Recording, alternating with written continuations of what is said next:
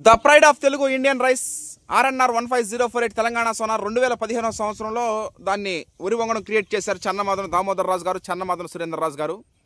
ఆ వరి వంగడం యొక్క విశేషత ఎక్స్ సీఎం కల్వకుంట్ల చంద్రశేఖరరావు గారు, ఎక్స్ తెలంగాణ మాజీ సీఎం, ఆయన ఏం చెప్పారో ఒకసారి చూద్దాం.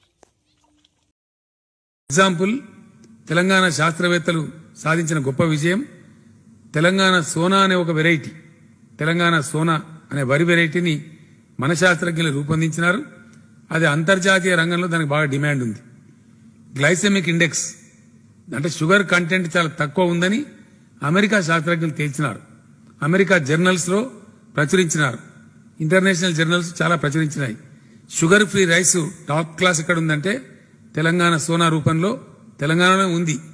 కాబట్టి ఈసారి 10 లక్షల ఎకరాల్లో ఆ పంట వేయమంటున్నాం. హాట్ కేక్ లాగా అమ్ముడుపోతుంది కాబట్టి పేమెంటా ఉన్నాం. రేపటికి ఇంకా కూడా పెంచుతాం. సన్న రకాలలో తెలంగాణ సోనా అనే రకం చాలా అద్భుతంగా ఉంది, దాన్ని పండించండి, దాన్ని బ్రహ్మాండంగా ముందుకు పోదాం.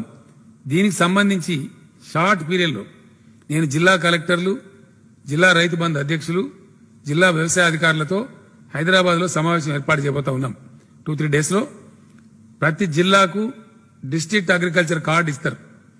ఏ పంట ఏ జిల్లాలో ఎంత వేయాలి వ్యవసాయ మంత్రి గారు, శాస్త్రవేత్తలు అందరూ. మన ప్రొఫెసర్ జయశంకర్ వ్యవసాయ యూనివర్సిటీ రాజేంద్ర నగర్ వాళ్ళకు కొత్త వంగడాన్ని రూపకల్పన చేసినారు. సోనా వెరైటీ అని చెప్పి ఒక సన్న బియ్యం వెరైటీ తయారు చేసినారు.